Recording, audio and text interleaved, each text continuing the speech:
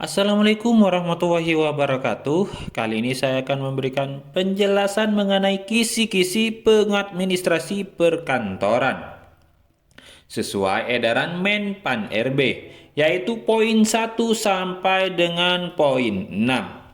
Dan saya akan memberikan contoh soal sesuai dengan kisi-kisi ini. Jadi, penting untuk memahami setiap poin dan menguasai langkah-langkah teknis yang mendukung pengelolaan dokumen secara profesional. Nah, berikut ini panduan detail untuk setiap poin kisi-kisi. Baik, sebelum melanjutkan ke penjelasan dan contoh soal ini, yang baru pertama kali menemukan channel ini, jangan lupa untuk tekan tombol subscribe dan aktifkan loncengnya agar saya siap mengupdate informasi terkait P3K, tips dan trik terkait P3K, dan bocoran soal terkait P3K. Bapak Ibu lah yang pertama kali mendapatkan notifikasinya. Baik, langsung saja ke kisi-kisi nomor 1. Memproses dokumen sesuai prosedur untuk tertib administrasi. Dokumen harus diproses sesuai standar operasional prosedur atau SOP yang berlaku di instansi. Contoh langkahnya, yang pertama itu verifikasi isi dokumen. Nah, pastikan dokumen lengkap dan valid. Untuk yang kedua, lengkapi nomor surat atau dokumen resmi. Dan yang ketiga, stempel, tanda tangan atau pengesahan sesuai aturan. Nah, ini saya akan memberikan contoh soal kisi-kisi yang pertama, yaitu memproses dokumen sesuai dengan prosedur untuk tertib administrasi. Nah, jadi soalnya, apa langkah pertama yang harus dilakukan dalam memproses dokumen resmi untuk tertib administrasi? A. Menyusun dokumen sesuai urutan tanggal. B. Memastikan dokumen memiliki nomor atau kode yang sesuai. C. Memeriksa kelengkapan dan keabsahan dokumen. D. Mengarsipkan dokumen di tempat penyimpanan. Ya, jawabannya adalah yang C. Memeriksa kelengkapan dan keabsahan dokumen. Nah, untuk kisi-kisi yang kedua, memilah dokumen sesuai dengan jenisnya. Nah, jadi pemahamannya, pemilihan dokumen melibatkan penggolongan berdasarkan fungsi, sifat, atau penggunaannya. Nah, kategori umumnya itu surat masuk dan surat keluar, dokumen arsip aktif dan inaktif, dokumen keuangan, personalia, dan umum. Nah, ini contoh soal poin yang kedua, yaitu memilah dokumen sesuai dengan jenisnya. Dokumen yang berisi data keuangan tahunan organisasi harus dipilah berdasarkan jenis apa? A. Surat masuk. B. Dokumen keuangan. C. Arsip tidak aktif. D. Dokumen hukum. Ya, jawabannya adalah yang B.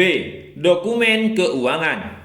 Untuk kisi-kisi yang ketiga, mengelompokkan dokumen sesuai dengan jenisnya. Pengelompokan adalah tahap lanjutan setelah memilah dokumen yang mengacu pada sistem klasifikasi tertentu. Untuk metode klasifikasinya, yang pertama itu abjad. Abjad itu berdasarkan nama atau judul. Yang selanjutnya itu tanggal. Ini berdasarkan urutan waktu. Dan selanjutnya itu ada subjek. Nah, ini berdasarkan topik atau isi dokumen. Dan selanjutnya nomor dokumen. Nah, ini menggunakan kode khusus. Untuk contoh soalnya, sistem klasifikasi dokumen yang menggunakan abjad disebut A. Sistem subjek. B. Sistem abjad. C. Sistem numerik. D. Sistem tanggal. Ya, jawabannya adalah yang B. Sistem abjad. Untuk kisi-kisi yang keempat, yaitu mendistribusikan dokumen sesuai dengan jenisnya. Nah, distribusi dokumen itu adalah proses mengirimkan dokumen kepada pihak terkait sesuai tujuan dokumen. Untuk tahapan distribusi, yang pertama tentukan penerima sesuai daftar distribusi. Untuk yang kedua, pastikan dokumen dikirim melalui media yang sesuai atau juga elektroniknya. Untuk yang ketiga, dokumentasikan proses pengiriman. Ya, contoh soalnya seperti ini Bapak Ibu. Apa yang harus diperhatikan saat mendistribusikan dokumen kepada pihak lain? Yang A, dokumen harus dicetak dalam 2 salinan. B, pastikan dokumen dikirim melalui email. C, pastikan dokumen dikirim kepada pihak yang tepat. D, dokumen harus menggunakan amplop standar. Ya, jawabannya adalah yang C. Pastikan dokumen dikirim kepada pihak yang tepat.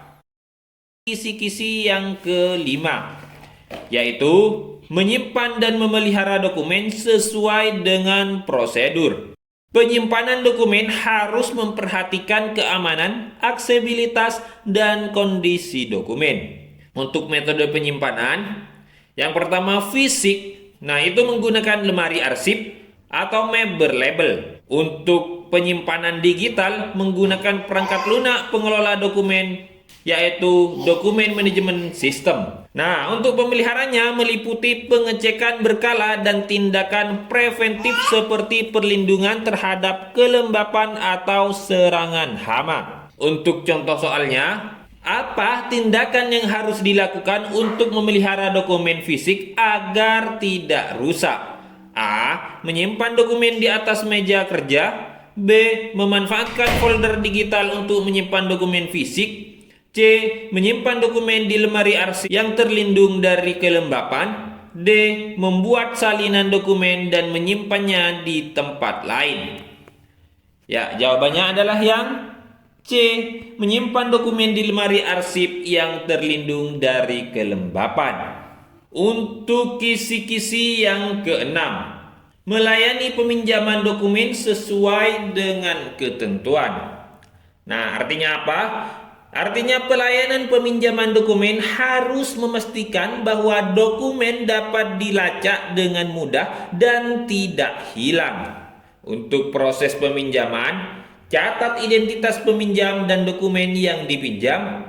Yang kedua, tentukan jangka waktu peminjaman. Dan yang ketiga, pantau pengembalian dokumen. Nah, untuk contoh soalnya, langkah pertama yang harus dilakukan saat melayani peminjaman dokumen adalah A. Memastikan peminjam mengisi formulir peminjaman. B. Mencatat nomor dokumen yang dipinjam. C. Memberikan dokumen kepada peminjam. D. Mengecek keaslian dokumen sebelum dipinjamkan. Ya, jawabannya adalah yang A. Memastikan peminjam mengisi formulir peminjaman. Nah, selanjutnya adalah saya akan memberikan soal kombinasi. Urutan yang benar dalam memproses dokumen administrasi adalah A. Menyimpan dokumen, mengelompokkan dokumen, mendistribusikan dokumen. B. Memeriksa kelengkapan dokumen, mengelompokkan dokumen, mendistribusikan dokumen. C. Mengelompokkan dokumen, mendistribusikan dokumen, memeriksa kelengkapan dokumen. D. Mendistribusikan dokumen, menyimpan dokumen, memilah dokumen. Ya, jawabannya adalah yang B. Memeriksa kelengkapan dokumen, mengelompokkan dokumen, dan mendistribusikan dokumen. Nah, untuk tips umum mengerjakan soal, yang pertama itu pahami prosedur. Soal seringkali menguji urutan langkah yang tepat. Nah, untuk yang kedua, identifikasi kata kunci. Nah, ini fokus pada istilah seperti pertama, utama, jenis, atau prosedur. Untuk yang ketiga, latihan sistem klasifikasi. Latih diri Anda mengenali cara mengelompokkan dokumen berdasarkan berbagai metode, yaitu abjad, waktu, subjek, ataupun nomor. Dengan memahami konsep-konsep di atas, Anda akan lebih siap menghadapi soal P3K untuk jabatan pengadministrasi perkantoran. Nah, jika butuh contoh soal tambahan, tulis di kolom komentar. Saya akan memberikan soal-soal P3K pengadministrasi perkantoran. Untuk formasi lain, tulis di kolom komentar ya. Semoga bermanfaat. Kurang lebihnya mohon maaf. Wassalamualaikum warahmatullahi wabarakatuh.